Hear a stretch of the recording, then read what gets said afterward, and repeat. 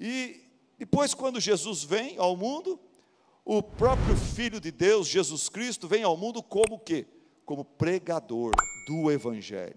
Logo no começo dos Evangelhos, Mateus, Lucas, você vê, e Jesus começou o seu ministério pregando: arrependei-vos, porque o reino de Deus está próximo. Jesus era um pregador.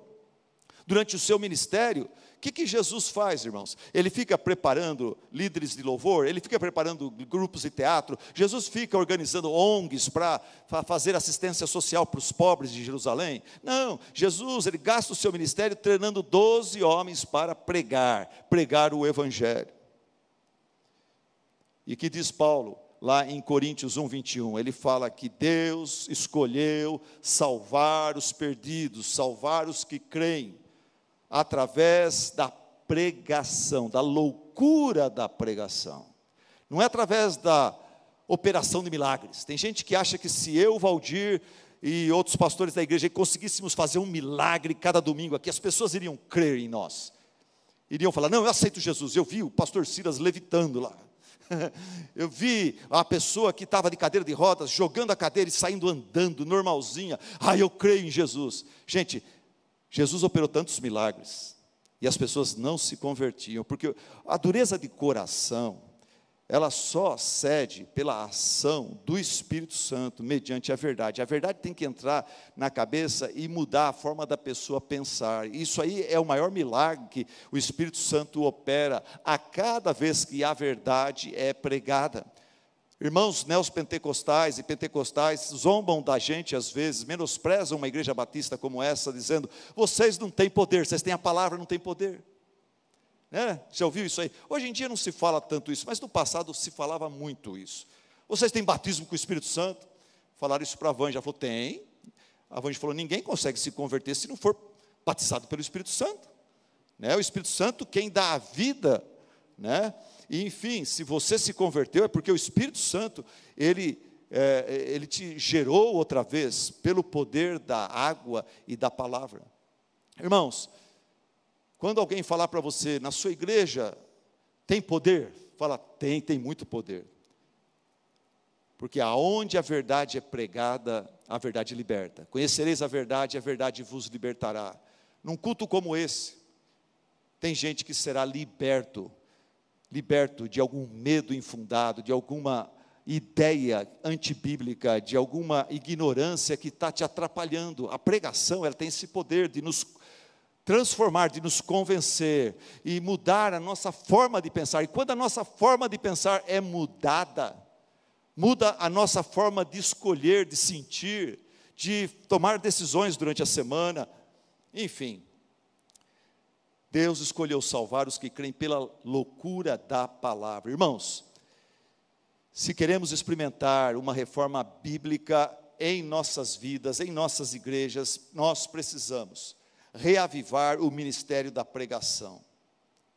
Eu preguei essa exata mensagem na Conferência Fiel para pastores e líderes em 2017, 500 anos da reforma.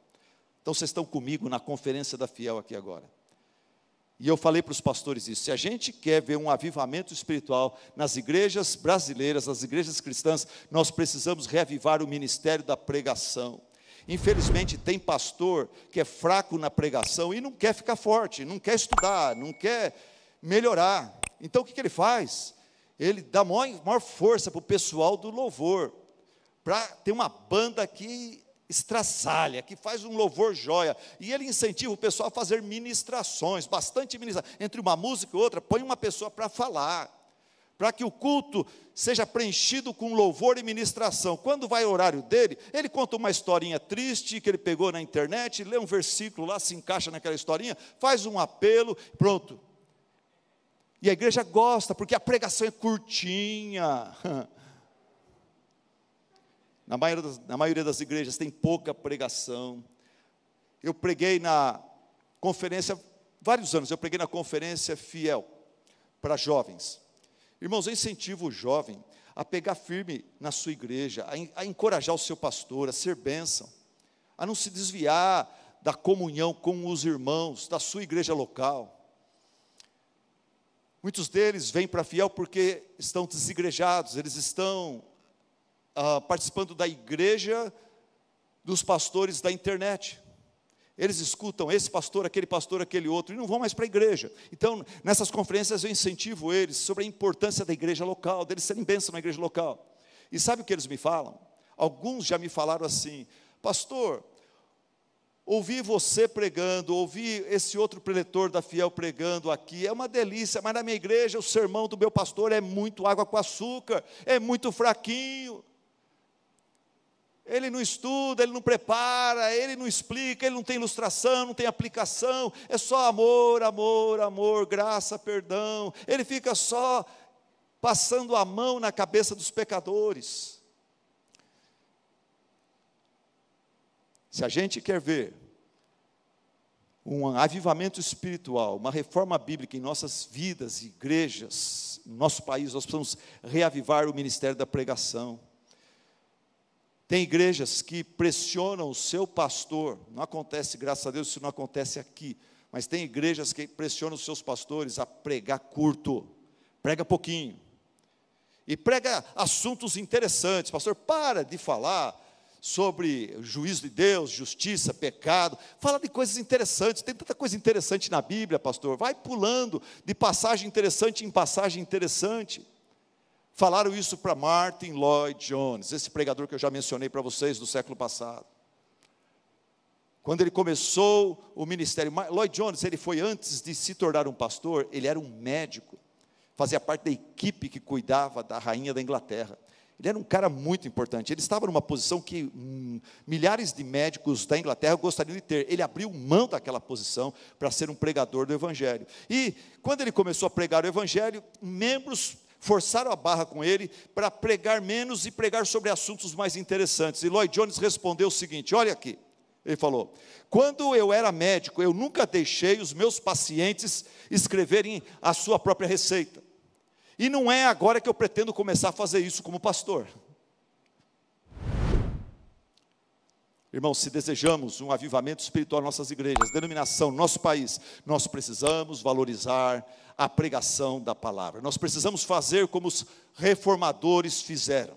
Põe o púlpito no centro do culto, não só aqui no centro do palco, no centro do culto. A pregação tem que ser a coisa principal. Não é esse negócio de 2 horas de louvor e 20 minutos de pregação, não. Põe lá 50 minutos de pregação e 20 minutos de louvor. Quando eu vou falar em congresso para jovens, normalmente eu falo para a pessoa fala: quanto fica para o senhor vir aqui? Eu falo: não fica nada. A única coisa que eu peço é o seguinte: põe 3 músicas no máximo e deixa eu pregar, depois você faz o resto do louvor que vocês quiserem fazer, tudo bem? E eles não gostam, porque eles querem fazer, eles me levam para longe, me levam até o outro lado do Brasil, Belém, fui lá, tal, num congresso de jovens, os caras fazem 2 horas de louvor, depois passa a palavra para mim, eles estão suados, estão molhados de suor, está todo mundo cansado, exausto, daí passa a palavra para mim, e eu vou pregar o que eu vou pregar para esse povo? O povo está cansado, não tem mais condições de ouvir mais nada, e eu falo isso quando recebo convites para pregar em outros lugares, eu falo: por favor, 3, 4 músicas no máximo, deixa eu pregar, depois a gente põe mais músicas. Nós precisamos fazer o que os reformadores fizeram, imitar o exemplo dos apóstolos, que imitavam o exemplo de Cristo na pregação.